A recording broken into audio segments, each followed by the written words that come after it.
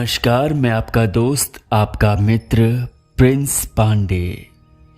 सर्वप्रथम पूज्यपाद सद्गुरुदेव डॉक्टर नारायण दत्त श्री माली जी, जिन्हें लोग योगीराज परमहंस निखिलेश्वरानंद जी के नाम से भी जानते हैं, उनके श्री चरणों में हम सभी का कोटि कोटि वंदन प्रणाम स्वीकार हो एवं उनके प्रति हमारा प्रेम, हमारी श्रद्धा, हमारा समर्पण सदैव अगाध रूप से व्याप्त रहे, यही उनके श्री चरणों में प्रार्थना है, तहे दिल से गुजारिश है। आज मैं आप सभी के समक्ष एक सच्ची घटना लेके प्रस्तुत हुआ हूं। जब सद्गुरुदेव के एक शिष्य ने भैरव मंत्र द्वारा एक प्रेतात्मा को वृक्ष पर ही कीलित कर दिया था। जब जीवन में धर्म, अर्थ और कामना की पूर्ण तृप्ति नहीं होती और अतृप्त मृत्यु हो जाती है, तो वह आत्मा भटकती रहती है, अपने जीवन में कई घटनाओं का बदला लेती है और ऐसी प्रेतात्मा को जब तक मुक्ति नहीं मिलती, वे भटकती हुई क्रियाएं करती हैं जो दिल दहलाने वाली होती हैं, जिसे आज का विज्ञान नहीं समझ सकता। एक ऐसी ही प्रेतात्मा घटना आप सभी के समक्ष प्रस्तुत है। आइए प्रारंभ करते हैं। यह मेरा सौभाग्य है कि निखिलेश्वरानंद जी का मुझे शिष्यत्व प्राप्त हुआ।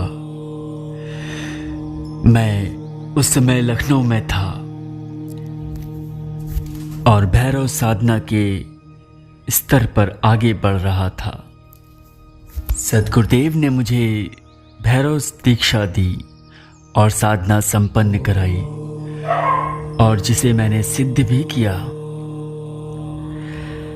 ऐसी ही एक घटना मुझे याद आ रही है। धवल चंद्रिका छिटकी हुई थी। वृक्षों के बीच से गुजरती चांदनी धरती पर छाया की विभिन्न प्रकार की विचित्र रंगोली सजा रही थी। मैं और मेरे मित्र सूर्यकांत जी, जो एक छोटा सा अखबार निकालते हैं, लखनऊ के गुल्लाले में भैरव मंदिर में बैठे हुए साधना में लीन थे। वैसे मैं आपको बता दूं, यूं तो लखनऊ में कई शमशान घाट हैं, पर इन सब शमशानों में गुलाले शमशान घाट का अपना ही स्थान है। वहां के भैरव मंदिर में अपने मित्र को साधना संपन्न करा रहा था। इसके पूर्व साथ ही साथ मैं आपको बता दूं कि गुलाले के इस मंदिर में इसके पूर्व के मेरे कई विचित्र अनुभव रहे हैं। जैसे इस गुल्लाले में एक वैताल रहता है जो अक्सर साधना में बाधा डालता है, पर आपकी खैरियत इसी में है कि आप उसके किसी क्रियाकलाप से ना तो भयभीत हों और ना उसमें हिस्सा ही लें। क्रियाकलापों से भी आपको अवगत करा देता हूं। जैसे एक दिन मैं अपने खप्पर से अर्धरात्रि में भैरव को सुरापान चढ़ा रहा था। अचानक लगने लगा कि पीछे से कोई फ्लैश गन चला रहा है और जैक जैक करती रोशनी मंदिर में फैल रही है और अंधकार में भैरव की मूर्ति दृष्टिगोचर हो रही है। या जब चिता पर हवन कर रहा हूँ या मंदिर में बैठकर ध्यान कर रहा हूँ और कुछ कुत्ते उछल कूद मचाने लगे और कुत्ते अपनी बोली की बजाय उल्लू की बोली बोलने लगे। मैंने जब यह बात पशु चिकित्सक से पूछी कि क्या कुत्ते उल्लू की बोली बोल सकते हैं, तो वे हंसते हुए मुझे बेवकूफ़ मानने लगे और बोले, कुत्ते के गले में कोई नली नहीं होती साहब, जिससे वह किसी और जानवर की बोली बोल सके। आज भी मैं, मेरा मित्र इसी भैरव के मंदिर में बैठे ध्यान कर रहे थे। हम लोग एक पुरानी छोटी कार में यहाँ आए थे। ड्राइवर समेत कार बांध के उस पार घंटा घर के समीप ही छोड़ती थी। चूंकि ड्राइवर इससे आगे आने से कतराता था, आज भी साधना करते समय कुछ विचित्र अनुभव हुए थे। जैसे ध्यान करते करते मंदिर की छत पर जोरदार धमाका हुआ, मानो किसी ने लकड़ी का भारी कुंदा छत पर फेंक दिया हो। सूर्यकांत घबरा गया और उठकर खड़ा हो गया। मैंने उसे बैठने का इशारा किया तो वह सहमा सहमा सा बैठ गया। थोड़ी देर बाद फिर वही घटना हुई। मैंने उससे कहा, घबराओ मत, बैठ जाओ, कंधे पर लकड़ी उतारी जा रही होगी। पर वह जानता था कि इतनी रात में लकड़ी उतारने का कोई प्रश्न ही नहीं उठता। खैर, ध्यान समाप्त हुआ। भैरव को खप्पर से सुरापान चढ़ाया और वहां से चल पड़े। मैंने सूर्यकांत से पूछा, क्या समय हुआ है? 12 बज रहे हैं।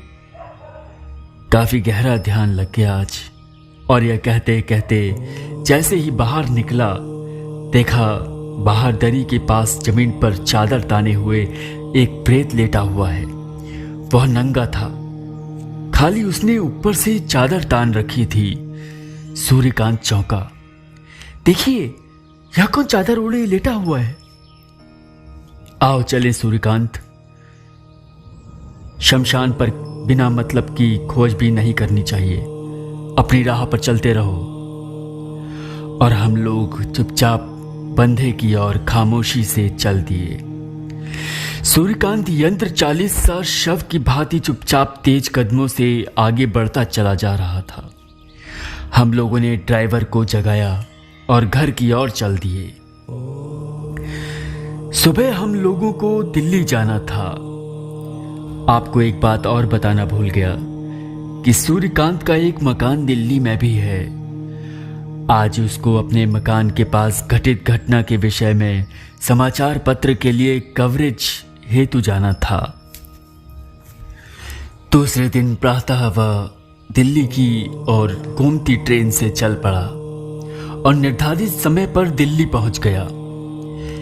मेरे मन में घटित घटनाओं के विषय में अपूर्व जिज्ञासा थी। मैंने तथा सूर्यकांत ने स्नान कर नाश्ता पानी किया और तत्काल उस घर की ओर चल पड़े जहां 24वीं जान गई थी। रास्ते में मैंने सूर्यकांत को काफी छेड़ा कि यह सब कैसे और क्या हो रहा है, पर उसने इसका उत्तर ना देकर सिर्फ हाँ हूं मात्र की। मैं उस परिवार के घर पहुंचा जिनका जवान बेटा कल सुबह ही हार्ट फेल हो जाने से मरा था। घर में अपूर्व मनहूसियत की शांति विराजमान थी। जब उन लोगों को मालूम हुआ कि हम लोग पत्रकार हैं और घटना के विषय में पूर्ण जानकारी प्राप्त करने आए हैं, तो पुनः घर में रोने धोने का कोहराम मच गया। लड़के की मां पछाड़े मार मार कर गिरने लगी और बेहोश हो गई। लड़के के बड़े भाई ने हम लोगों को ले जाकर बैठक में बिठाया और रोते हुए घटना का विवरण देने लगा। उसने बताया, भोगल के पास से लेकर लगभग 50 मकान तक रात में 10 बजे से प्रातः 4 बजे तक नहीं गुजरना चाहिए। मेरा भाई वहां से गुजरने पर ही मृत्यु का शिकार बना है। मैं समझा नहीं आपकी बात। ऐसा है भाई साहब, भोगल में जब आप प्रवेश करते हैं तो शुरू में एक पीला मकान दिखाई पड़ता है। वहां से लेकर आखिरी मकान जो स्लेटी रंग से पुता हुआ है, वहां तक रात को 10 बजे के बाद जो गुजरता है उसे एक महिला हाथ के इशारे से अपने पास बुलाती है और आप जिस सवारी से होते हैं उससे अपने को ले चलने हेतु लिफ्ट मांगती है। बड़ी सुंदर साफ सफेद कपड़े में लिपटी हुई होती है वह महिला, और आपने जहां उसे लिफ्ट दिया बस सुबह तक वह आपका काम तमाम कर देती है। यानी लिफ्ट देने वाले व्यक्ति को हार्ट अटैक या ब्रेन हेमरेज आदि घातक रोग एकदम से पकड़ लेते हैं और उसका काम तमाम हो जाता है। मेरा भाई भी इसी घटना का शिकार हो गया वह रात को लौट रहा था और उसकी मीठी बातों में फंसकर दुर्भाग्य की चपेट में आ गया। हाय भैया, कहकर वह दहाड़े मारकर बहुत ही कारुणिक, हृदय को दहला देने वाला रुदन करने लगा। मैं इस घटना से काफी बेचैन हो उठा। मुझे मौत से भय नहीं था, वह तो आनी ही थी, पर जवान मौत से मेरा दिल दहल उठता है। यह जवान मौत थी। मैंने उससे पूछा, इसके पूर्व कितने लोगों के साथ यह हादसा हुआ है? मोहल्ले के 23 लोग अब तक मारे जा चुके हैं और यह 24वीं मौत है। ओह। थोड़ी देर तक हम दोनों गमगीन वहां बैठे रहे, फिर उठकर चल दिए। घर पहुंचने पर मन बड़े अवसाद से भर गया था। मैं बड़ी बेचैनी से शाम होने का इंतजार करने लगा। रात को 10 बजे मैंने सूर्यकांत और ड्राइवर को तैयार होने के लिए कहा। क्या मतलब, इतनी रात में क्या वहां जाने का इरादा है? मैं देख रहा हूं कि सारा दिन तो तुम बड़े बेचैन रहे, पर अब बड़े प्रसन्न दिखाई दे रहे हो। क्या बात है? मैं भोगल जाना चाहता हूं। मगर क्यों? मैं उस औरत से मिलना चाहता हूं। पागल हो गए हो क्या? मैं भाभी जी को क्या मुंह दिखाऊंगा? बकवास मत करो, ड्राइवर को बुलाओ और तुम भी मेरे साथ चलोगे। ना बाबा, मैं तो नहीं जा सकूंगा, तुम्हें चलना होगा। और मेरी आज्ञा कहें या इच्छा, सूर्यकांत मेरे साथ चलने को तैयार हो गया। किंतु भोगल के पास पहुंचकर वह बोला, मुझे यहीं उतार दो, मैं और आगे नहीं जा सकूंगा। जैसी तुम्हारी मर्जी। और गाड़ी रोककर मैंने उसे एक वृक्ष के नीचे उतार दिया और ड्राइवर सहित मैं आगे चल पड़ा। चारों ओर दिव्य चांदनी छटकी हुई थी, पर रास्ते में कोई परिंदा भी पर मारता हुआ ना मिला। हर तरफ घोर सन्नाटा छाया हुआ था। गाड़ी मुश्किल से एक फरलांग चली होगी कि खुशबू के एक झोंके ने मुझे झंझोड़ कर रख दिया। मैं चौकन्ना हो गया। अचानक फुटपाथ पर मेरी दृष्टि पड़ी। एक सफेद साड़ी में एक स्त्री लिपटी हुई खड़ी मेरे और इशारा कर रही थी। मैंने ड्राइवर से कहा, गाड़ी रोक दो। उसने मेरी आज्ञा का पालन किया। मैं गाड़ी से नीचे उतरा। ड्राइवर घबराकर हनुमान चालीसा पढ़ने लगा। वह कार के पास आकर खड़ी हो गई। गोरी चिट्टी, अद्भुत रहस्यमय आंखों वाली महिला थी वह। बाल बॉय कट भली भांति सजे संवरे थे। उसके होठों पर गहरी लिपस्टिक लगी हुई थी। बड़ी ही मस्त नजरों से मेरी ओर देखते हुए उसने कहा, मुझे थोड़ी दूर पर छोड़ देंगे आप? हाँ हाँ, क्यों नहीं, पधारे माँ, आए। माँ शब्द सुनकर वह थोड़ी चौंकी। ड्राइवर से मैंने कहा, दरवाजा खोल दो, ये मेरे ही साथ बैठेंगी। किंतु ड्राइवर की सिट्टी पिट्टी गुम हो चुकी थी। वह अर्ध विक्षिप्त जैसा हो गया था। वह दरवाजा खोलने में असमर्थ था। मैंने गाड़ी का दरवाजा खोल दिया। वह अंदर आके बैठ गई। उसने कहा, मैं पीछे बैठ जाऊं? मैंने कहा, नहीं, आप मेरे ही साथ बैठें। और फिर वह मुस्कुराती हुई मेरे ही साथ बैठ गई। सारी गाड़ी एक मादक सी सुगंध से भर गई। मुझे अजीब तरह की मस्ती महसूस होने लगी। मेरी आंख बंद होने लगी, पर मैंने अपने आप को संभाला और गाड़ी चला दी। साथ ही साथ मैं गुरु मंत्र भी जपता जा रहा था। एक बात आपको और बता दूं, जो कि मैंने आपको प्रारंभ में नहीं बताई थी, कि कोई भी साधना करने से पूर्व आपका एक आधार होना चाहिए, और वो आधार गुरु मंत्र ही है। यदि आप गुरु साधना प्रारंभ करके और उसे पूर्ण करने के पश्चात आप कोई भी बड़ी साधना करते हैं, तो आपको उसमें सफलता मिलती ही मिलती है।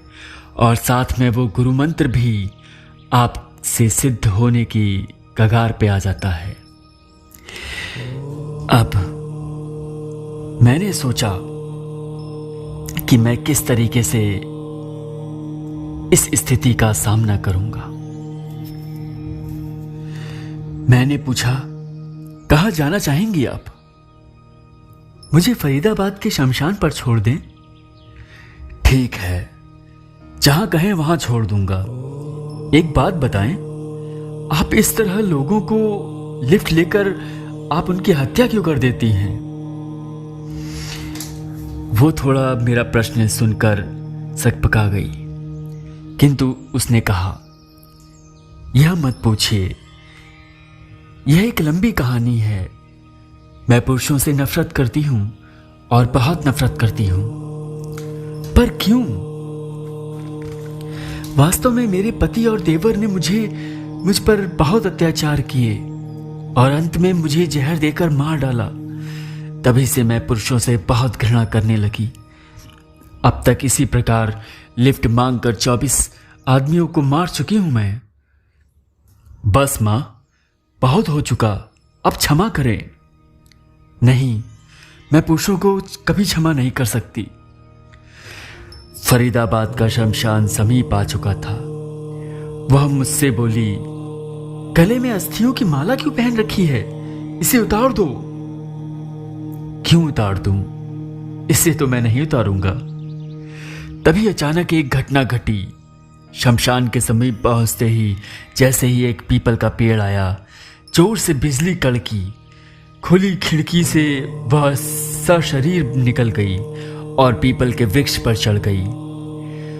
मैं गाड़ी से उतरा और पीपल के वृक्ष पर ही उसे कीलित कर दिया।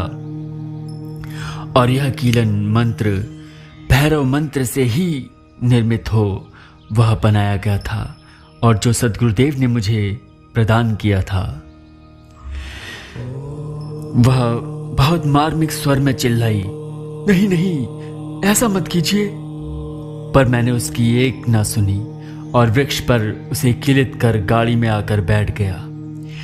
ड्राइवर होश में नहीं था, इसलिए गाड़ी मैंने ही चलाई और वहां पर गया जहां मित्र महोदय को छोड़ा था। मुझे देखकर वह चौंक पड़ा। क्या हुआ? वह फिर बताऊंगा। पहले इन ड्राइवर महोदय को होश में लाया जाए। ड्राइवर के मुंह पर पानी के छींटे दिए। वह होश में आया, उसे चाय पिलाई और हम घर की ओर चल पड़े। घर आकर मित्र को सारी कथा सुनाई और तब से आज तक का दिन है। भोगल का वह रास्ता साफ हो गया है। अब उस रास्ते से गुजरने में किसी को कोई डर नहीं लगता।